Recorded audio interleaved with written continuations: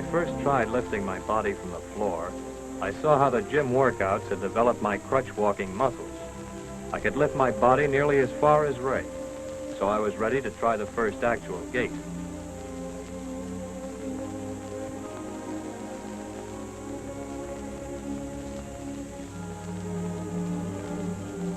First one crutch, then the other. Drag the feet forward. They call this the alternate tripod gait. One crutch, then the other. Drag the feet forward.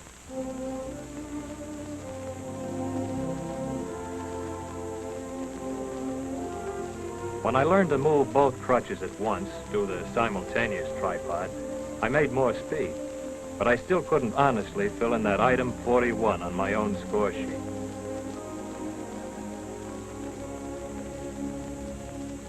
A couple of weeks, maybe a month, I forget just how much later, the chart and I had another speed test.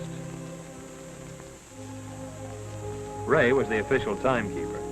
By then, I'd mastered the swing 2 method of walking.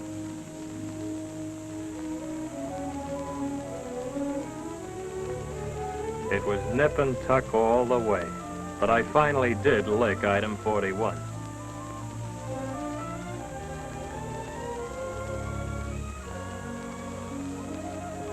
Then I knew it wouldn't be long before I'd be swinging through just like Ray.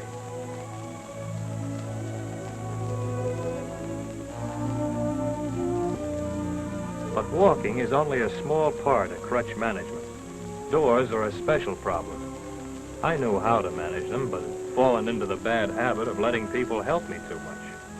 Lieutenant West was all for letting George do George's own work. So right then and there, she set out to stage a little practice class for me.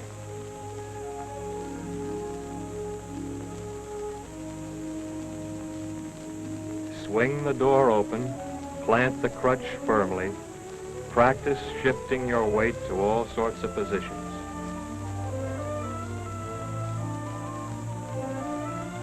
Practice balance till you get the habit.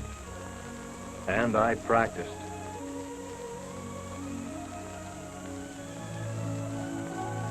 Sitting down is another special skill. The approach and stance, the shift of weight, all are important. The way the hands grip the chair varies with the patient and with the chair. I had all kinds to try, every sort of chair I might meet up with out in the world. The world. What would it be like?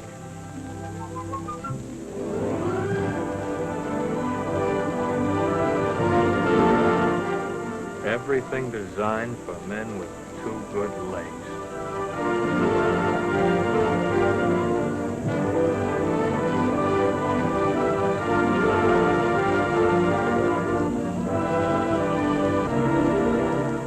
Wisdom to know the difference.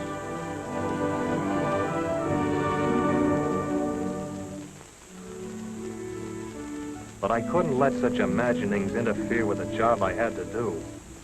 Major Fenton didn't leave me much time for idle dreaming.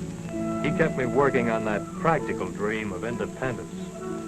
Stairs, he said, you can climb them, fella. And I kept at it until I could.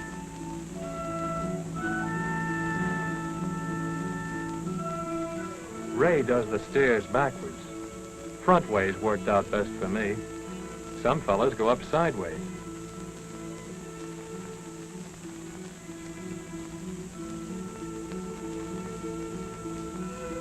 Bus steps had to be mastered, even though I wasn't intending to be any bus commuter when I got out into the world.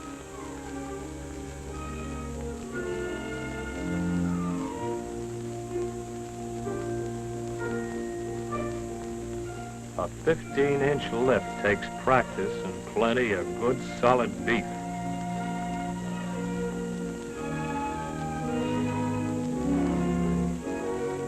Traffic lights. How long would they stay red? 18.5 seconds on crosstown streets. I waste 5 seconds getting down the curb. So I must get off the curb, wait for the light to change, and then start out.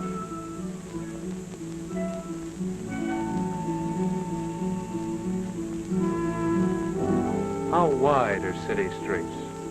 48 feet from curb to curb, crosstown. Can I make 48 feet in 18 and a half seconds? I must be able to in an emergency. Not that I expect to buck heavy traffic as a regular thing, but I know I can. With Ray, 18 and a half seconds might just possibly have gotten stretched to 19 or maybe 20.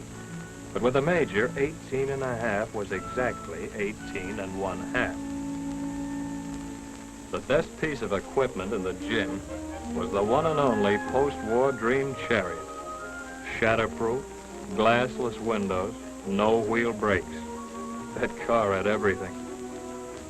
Seriously, it was a dream car to me, because I knew that an automobile was the real answer to my transportation problem.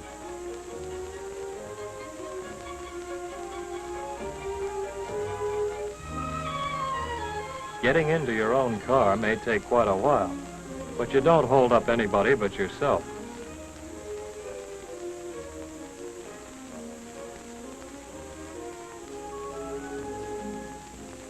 Yes, a car can help a lot on that road toward independence.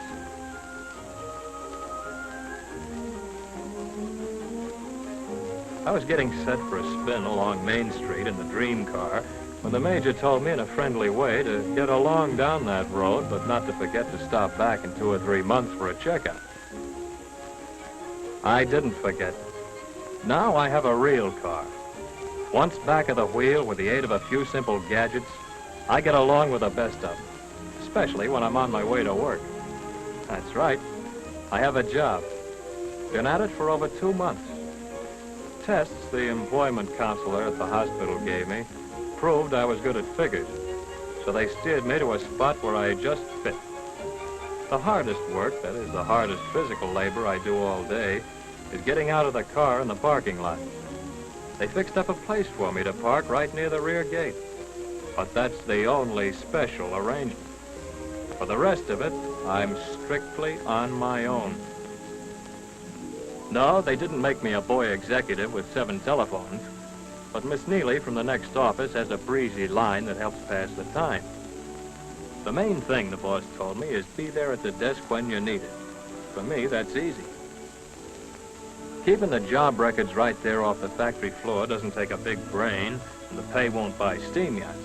But you do get thrown in with all kinds of people, and I like them.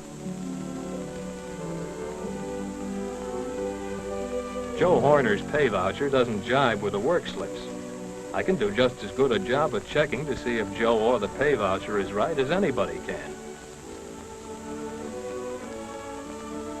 When Joe's right, which he usually is, I fix up a new slip and that's that. Of course, everybody isn't as agreeable as he is, but no pay slips have gone up to the boss to be straightened out since I've been here. A lot of people, just seeing me across the desk, don't even know I use crutches. One fella does, though. They say he has the makings of the best precision lathe man on real small stuff in the plant. He works on all special jobs. Practically every part he turns out on that little jeweler's lathe is an individual order. So sometimes his pay voucher really gets bollocksed up. When it does, he blows his top. With me keeping the records, Ray doesn't stand a chance of losing a nickel. He enjoys a healthy gripe just the same.